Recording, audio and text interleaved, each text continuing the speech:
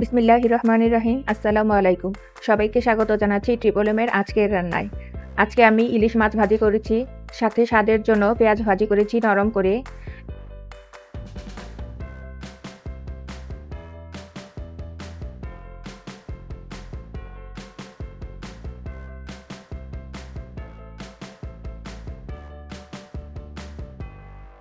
প্রথমে আমি ইলিশ মাছটাকে ভালো করে কেটে ধুয়ে পরিষ্কার করে নেব। তারপর এর মাঝখান থেকে 5 পিস মাছ বেছে নিব ভাজি করার জন্য।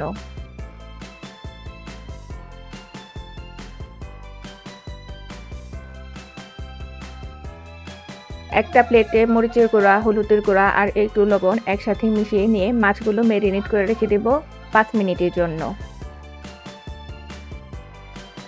মাছ ম্যারিনেট করার সময় খুবই সাবধানে থাকবেন। ইলিশ মাছের পেটির মধ্যে যে কাঁটাটা আছে, হঠাৎ করেই কাঁটাটা হাতে লেগে যেতে পারে। আমার একটু লেগে গিয়েছে। ইলিশ মাছের সবচেয়ে বড় বৈশিষ্ট্য হলো এর প্রাকৃতিক তেল।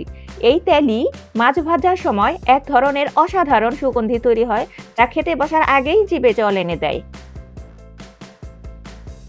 ইলিশ মাছটা আমি সর্ষের তেল দিয়ে ভাজবো। সর্ষের তেল দিয়ে ইলিশ মাছ ভাজি করলে স্বাদটা আরও বেড়ে যায়। কড়াইতে সর্ষের তেল গরম করে এর মধ্যে আমি ম্যারিনেট করা মাছগুলো দিয়ে দিলাম।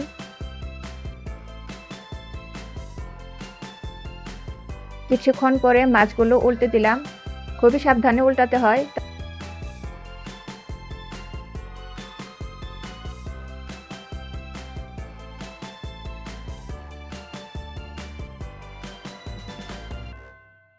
2 পিঠ উল্টে পাল্টে হালকা মচমচে করে মাছগুলো ভেজে নিয়েছি। এবার মাছগুলোকে তুলে নেব।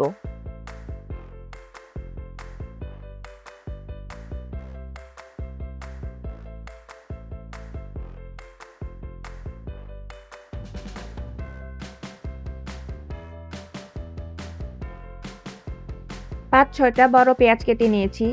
এর মধ্যে একটু হলুদ, লবণ, মরিচ দিয়ে পেঁয়াজটাকে ভালো করে কচলে মেখে নেব।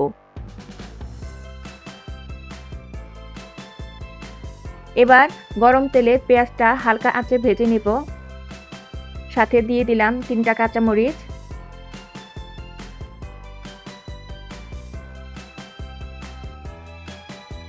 পেঁয়াজ ভাজা হয়ে গেছে। এবার প্লেটে সুন্দর করে সাজিয়ে পরিবেশন করুন। এভাবে মাছ ভাজি করে গরম গরম ভাতের সাথে খেলে অনেক মজা লাগে।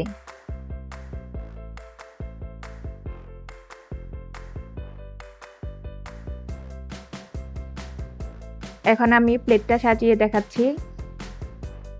আমি আলু ভর্তা, টমেটো ভর্তা, শাক ভাজি, ঢেঁড়স ভর্তা, করলা ভাজি, পটল ভাজি, পেঁয়াজ, কাঁচামরিচ, পটল ছেঁচা আর সাথে ইলিশ মাছ দিয়ে প্লেটটা সুন্দর করে সাজিয়েছি। ভিডিওটি ভালো লাগলে লাইক করবেন, কমেন্ট করবেন আর চ্যানেলটিকে সাবস্ক্রাইব করবেন। আল্লাহ হাফেজ।